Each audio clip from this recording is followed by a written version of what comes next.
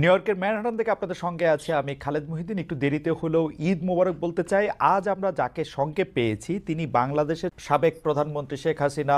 পরিস্থিতিতে বাংলাদেশের রাজনৈতিক মেরুকরণ, যারা ক্ষমতায় আছেন, যাদের অন্তর্বর্তীকালীন সরকার, তাদের সম্ভাবনা এবং ভবিষ্যৎ নিয়ে কথা বলার জন্য আজ আমাদের সঙ্গে রয়েছেন বেগম খালেদা জিয়া, বিএনপি সভাপতি। তিনিও আসলে বিএনপি চেয়ারপারসন, তিনিও আসলে চিকিৎসার জন্য লন্ডনে গিয়েছেন। শেখ হাসিনা, আমি আপনার কাছ থেকে জানতে চাইবো যে আন্দোলনে শেখ হাসিনার পতন হলো সেই আন্দোলন সম্পর্কে অন্তর্বর্তী সরকারের প্রধান উপদেষ্টা ডক্টর মোহাম্মদ ইউনূস যুক্তরাষ্ট্রে বিল ক্লিনটনের উপস্থিতিতে একটা অনুষ্ঠানে বললেন যে এই আন্দোলন খুব পরিকল্পিতভাবে চালিয়ে নেওয়া হয়েছে, কিছুই হঠাৎ হয়নি। আমরা আপনার কাছে একটু জানতে চাইবো যে আপনার জ্ঞাতসারে কিংবা অজ্ঞাতে এই আন্দোলন কি শুরু থেকেই কোটার আড়ালে সরকার পতনের আন্দোলন ছিল? চক্রান্তটা শুরু হয়েছিল সেই 2022 সাল থেকেই। কিছুতে আমাকে ক্ষমতায় থাকতে দেবে না। আর বাংলাদেশ যখন উন্নত হয়ে গেছে, যারা এই সুদখোর ইউনূসের তো বহুদিনের লালায়িত স্বপ্ন, আর তার মদতদাতা আজকে এটা প্রমাণিত। সেই ইউএসআইডের টাকা আর আমেরিকার মদত, পাকিস্তানি আইএসআই মদত, জঙ্গি, সন্ত্রাসী, খুনি এরা এবং গ্রেনেড হামলাকারী, বিডিআরে আমাদের সেনা সদস্যদের হত্যাকারী, এরাই হচ্ছে তার শক্তির আধার। তাদেরকে নিয়েই তার পথ চলা, যা আজকে প্রমাণিত সত্য। এবং আমি আরেকটি খবর আপনাদের দিতে চাই। দুর্নীতি দমন কমিশনে ইউনূসের বিরুদ্ধে কয়েকটি মামলা হয়েছে। আর শ্রমিকদের অর্থ আত্মসাতের জন্য শ্রমিকদের করা মামলায় শ্রমিক আদালতে ইউনূস কিন্তু সাজাপ্রাপ্ত আসামি। সে কিন্তু একটা কনভিক্টেড আসামি এবং সে চক্রান্ত করে, সন্ত্রাস করে, জঙ্গিবাদকে সহায় করে এবং অপপ্রচার চালিয়ে সে ক্ষমতাটা দখল করেছে। ক্ষমতা দখল করার সাথে সাথে কী করেছে সে? তার আগে থেকেও প্রচেষ্টা ছিল। ইউনূস সেন্টার নামে একটা জায়গা, আপনারা জানেন, গ্রামীণ ব্যাংকের একটা সম্পত্তি 11,000 স্কোয়ার ফিট বিনা পয়সা নিয়ে সেখানে তার ইউনূস সেন্টার। এবং এটা হচ্ছে একেবারে যত রকমের চক্রান্তের জায়গা। ইউনূস ক্ষমতায় যেয়ে কিন্তু নিজে ওই জায়গায় তার যে লোকরা বসা, তাদেরকে দিয়ে সারা বাংলাদেশে সার্ভে করার নামে লোক নিয়োগ দিয়েছে। ঢাকা জেলার জন্য 40 জন, আর তাছাড়া সারা বাংলাদেশের জন্য তার প্রায় 80 থেকে 100 জনের টিম। বিভিন্ন জেলায় জেলায় তাদের দায়িত্ব, যেখানে সিটি কর্পোরেশন বা পৌরসভা আছে সেই জায়গার জন্য বেশি করে লোক নিয়োগ।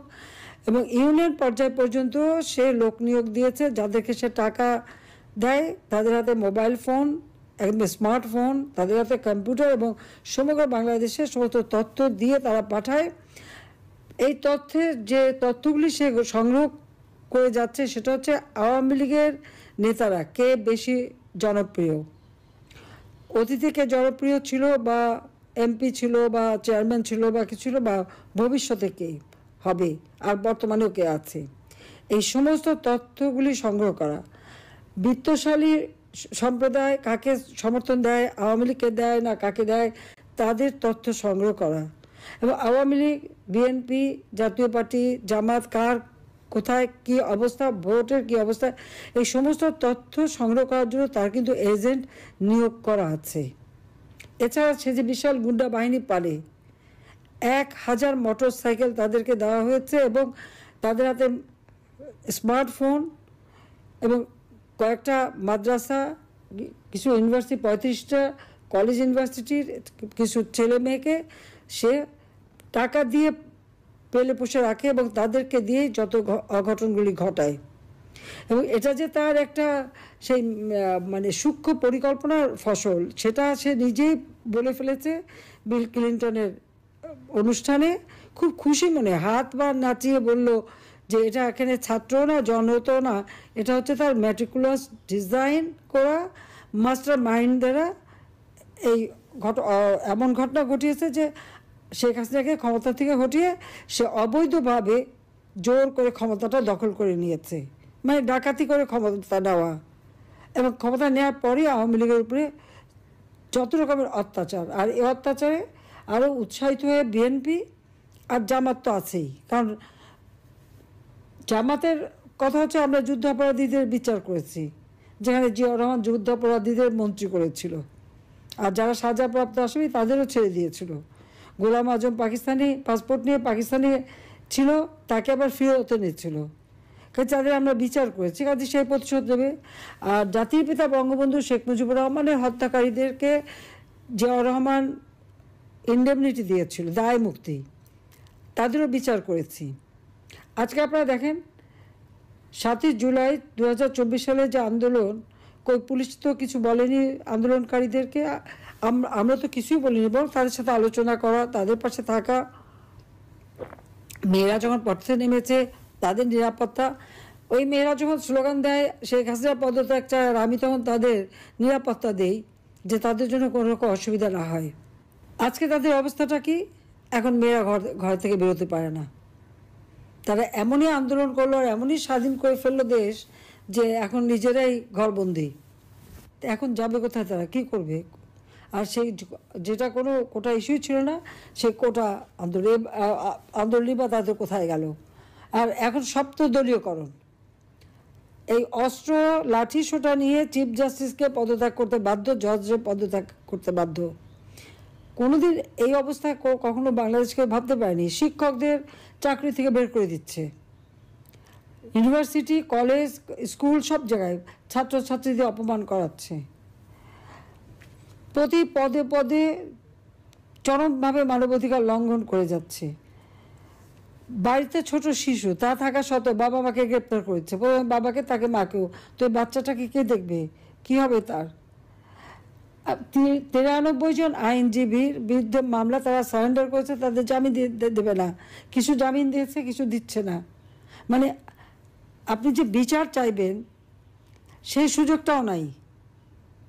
আইনজীবীদের এইভাবে গণহারে মামলা দেওয়া, গ্রেপ্তার করা, পৃথিবীর কোনো সভ্য দেশে এরকম ঘটনা ঘটে বলে আমার তো জানা নেই, আমি তো দেখিনি। কাজে বাংলাদেশে আজকে কি? আইনের শাসন নাই, ন্যায় বিচার পাওয়ার অধিকার নাই, নারীদের কোনো স্বাধীনতা নাই। এবারে ঈদে শ্রমিকদের কান্নায় ভরা, 1100 ইন্ডাস্ট্রি বন্ধ, শ্রমিকদের কাজ পায় না। তার উপর আমার আওয়ামী লীগের নেতাকর্মীদের ঘর বা বসত বাড়ি, ব্যবসা প্রতিষ্ঠান, তাদের গরুর খামার, মৎস্য খামার, মুরগির খামার, ফলের বাগান সবই ধ্বংস। দোকানপাট যা ছিল একেবারে সব ভেঙে চুরে লুটপাট করে জ্বালিয়ে পুড়িয়ে নিঃস্ব করে দিচ্ছে। কেন? আওয়ামী লীগ যেন আর কোনোদিন মাথা তুলে দাঁড়াতে না পারে, এটাই তাদের চেষ্টা। হাজার হাজার ছাত্রছাত্রীরা আজকে লেখাপড়া করতে পারে না, ডিগ্রি কেড়ে নেয়, তাদেরকে পড়াশোনা করতে দেবে না।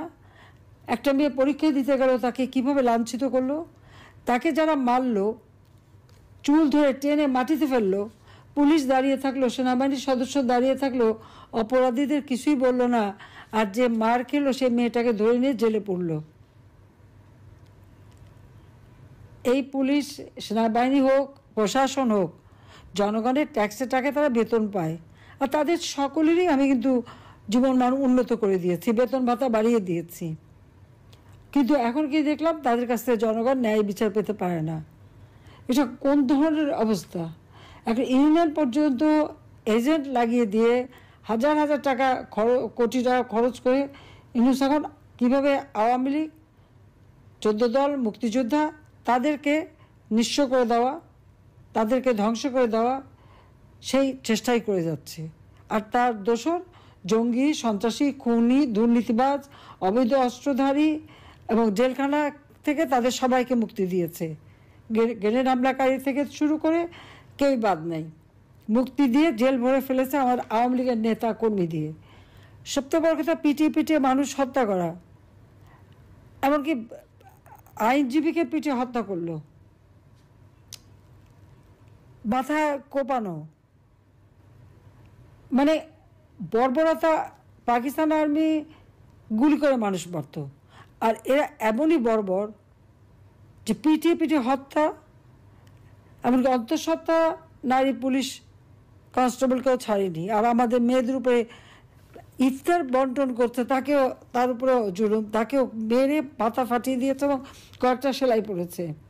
তো এইভাবে অত্যাচার, নির্যাতন তারা চালিয়ে যাচ্ছে। আর মামলা দেওয়াতে তো আমার মনে হয় আমি এ পর্যন্ত যত হিসাব প্রায় 70,000 মামলা আর এজাহারভুক্ত আর অজ্ঞাতনামা ধরলে প্রায় 4-5 লাখ হবে আসামি করে দিয়েছে। কারণ আমার বিরুদ্ধেই তো কতগুলি মামলা, 288টা মামলা, তারপরে আর একটা দিয়েছে রাষ্ট্রদ্রোহী মামলা। আমি ইউনুসকে জিজ্ঞেস করি, রাষ্ট্রটা কার? আমার বাবা তার জীবনটা উৎসর্গ করেছে, আওয়ামী লীগের নেতাকর্মী তাদের জীবন উৎসর্গ করে এই দেশ স্বাধীন করেছে।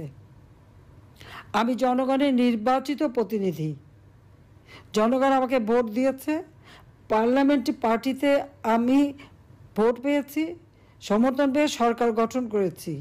সংবিধান মোতাবেক আমার প্রধানমন্ত্রিত্ব হচ্ছে বৈধ সাংবিধানিক।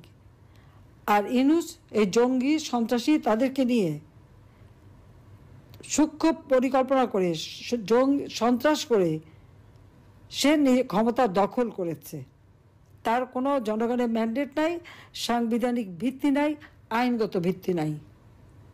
আর সে দেয় আমার বিরুদ্ধে রাষ্ট্রদ্রোহী মামলা, যে রাষ্ট্রদ্রোহী কাজ করেছে সংবিধানের 7 খ অনুযায়ী, সেই হচ্ছে সবচেয়ে বড় অপরাধী, যে এইভাবে ক্ষমতা দখল করলে তার শাস্তি হবে এবং ইনশাল্লাহ শাস্তি দেবো, এতে কোনো সন্দেহ নেই। আজকে সমস্ত অর্থনীতিকে ধ্বংস করে দিয়েছে, প্রবৃদ্ধি কমে গেছে, মাথাপিছু আয় কমে গেছে, মানুষের কোনো দিনমজুররাও আজকে কাজ পায় না। আর ধর্ষণ, শিশু নারী ধর্ষণ, বাংলাদেশ জন্য এখন ধর্ষণের স্বর্গরাজ্য, কিন্তু কেউ সংবাদ পরিবেশন করতে পারবে না, কোনো সংবাদ দিতে পারবে না, কোনো নিউজ দিতে পারবে না। যে নিউজ দিতে যাবে, যে সংবাদ পরিবেশন করবে, তার বিরুদ্ধে ব্যবস্থা নেবে। সেখানে তার এজেন্ট বসানো আছে। এই যে কত এজেন্ট পালে, এটাই হলো সবথেকে বড় কথা, যে এইভাবেই সে